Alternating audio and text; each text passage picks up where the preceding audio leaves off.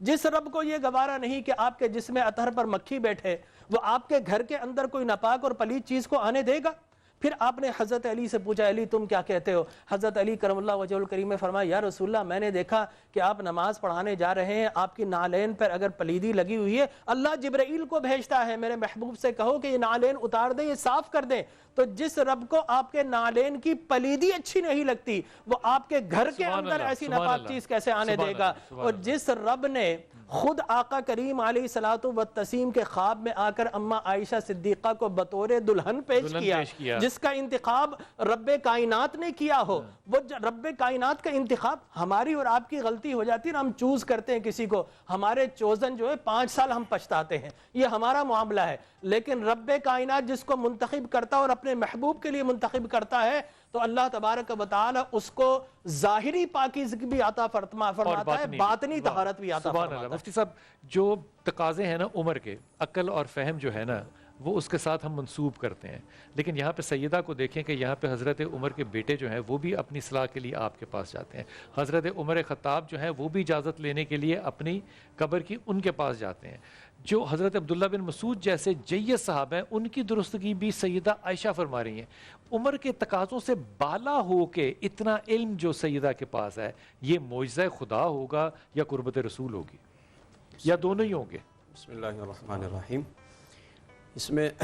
پروردگار عالم کا خاص فضل اور کرم بھی ہے ان پر، جو اللہ نے ان کو اتنی حکمتیں، دانائی، فہم و فراست، علم، شعور اور آگاہی عطا فرمائی، اور اس میں رسول کائنات صلی اللہ علیہ وآلہ وسلم کی قربت اور محبت بھی ضرور شامل ہے۔ حضرت عائشہ صدیقہ رضی اللہ تعالی عنہ وہ ہستی ہے کہ نبی علیہ السلام سے جن اصحاب رسول نے احادیث کو آگے روایت فرمایا ہے، ہمارے علم کا ایک بڑا سرمایہ حضرت عائشہ صدیقہ رضی اللہ تعالی عنہ کی ذات پر منحصر ہے۔ جن اصحاب رسول نے احادیث کو آگے روایت کیا ہے ان میں 6 بڑے اصحاب رسول ہیں جنہوں نے احادیث کا بڑا ذخیرہ امت کو منتقل فرمایا ہے، اور ان 6 اصحاب رسول کے اندر حضرت عائشہ صدیقہ رضی اللہ تعالی عنہ کی ذات شامل ہے۔ آپ سے 2210 احادیث مروی ہیں، یہ اتنی بڑی احادیث کی تعداد جس کے اندر علم کا ایک ذخیرہ ہے، جس میں جملہ ایک دل چاہ رہا ہے آپ کے ساتھ شامل کروں۔ جی بالکل۔ ان 6 آدمیوں میں سیدہ کا نام صفحہ اول پر ہے، صفحہ اول پر ہے، بالکل۔ لیکن ایک خاتون ہونے کے ناطے، ایک خاتون ہونے کے جس زمانے میں خاتون کی کوئی حیثیت نہیں ہے وہاں وہ ان 6 کے ساتھ شامل ہیں، اور ان 6 کی جو درستگی ہے نا، کوالٹی آف حدیث، اس کو بھی پابند کرتی ہیں، اس کو بھی پابند کرتی ہیں۔ اور آپ اتنی بڑی عالمہ اور فقیہ ہیں، حضرت عروہ رضی اللہ تعالیٰ عنہ فرماتے ہیں کہ میں نے حضرت عائشہ صدیقہ رضی اللہ تعالی عنہ سے بڑھ کر حلال اور حرام اور فرائض اور انصاب کے علم میں آپ سے بڑھ کر کسی کو ماہر نہیں دیکھا۔ آپ کی صحبت میں اصحاب رسول علم سیکھنے بھی آتے تھے۔ 200 اصحاب رسول اور تابعین ہیں جنہوں نے آ کر آپ کی صحبت میں رہ کر آپ سے علم حاصل کیا اور پھر آگے امت کو منتقل فرمایا ہے۔ اور اصحاب رسول کہتے ہیں کہ جب قرآن اور احادیث میں غور و فکر کا معاملہ آتا تھا، چونکہ جو قرآن میں آیا نا کہ یستنبطونہ،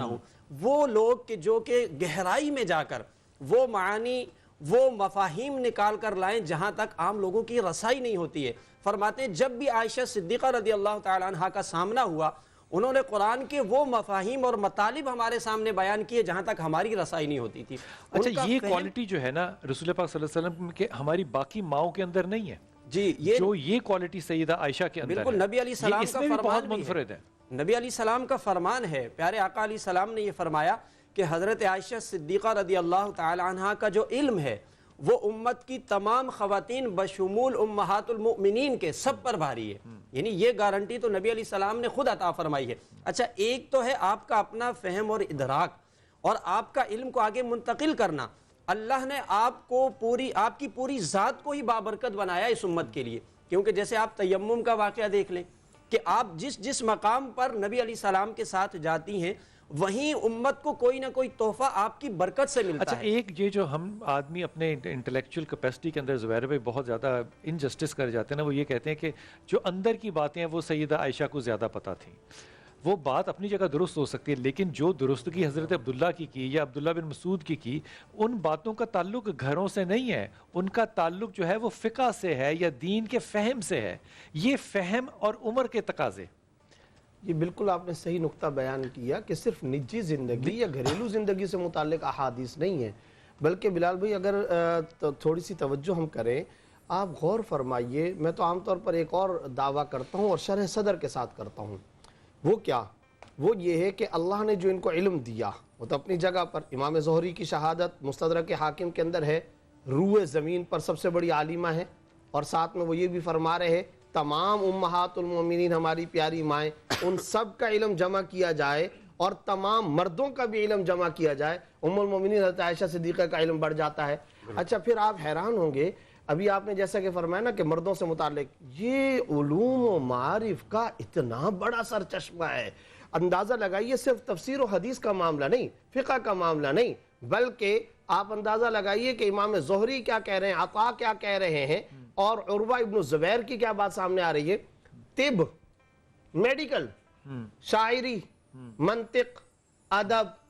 میراث، ترکہ، یہ معجزہ نہیں ہے، یہ کیونکہ صرف پیچھے تو نہ ایک کوئی سکول ہے کہ نہ ایک تو کوئی مدرسہ معجزہ، دوسرا ہم سمجھتے ہیں کہ یہ ایک اور صدقہ بھی ہے۔ یہ وہ صدقہ کیا؟ رسول اللہ صلی اللہ علیہ وسلم نے ایک روایت میں خود ارشاد فرمایا، خدا کی قسم مجھے عائشہ کے بارے میں کبھی تکلیف نہ پہنچانا، تم میں سے واحد عائشہ وہ ہے جن کے بستر پر اللہ وحی بھیجتا ہے۔ میرے دل میں سوال تھا کیسا ولی آدمی ہے اللہ، میں کہنے لگا تھا کہ یہ جو واقعہ ہے کہ وہی جو ہے وہ ان کے بستر پر آتی ہے، یہ خصوصیت بہت بڑا خاصہ ہے۔ تو وہ جو وحی کا مرکز بن گیا نا، اسی کے صدقے کے اندر اتنے علوم مل گئے۔ اچھا ایک اور بات بھی بلال بھائی،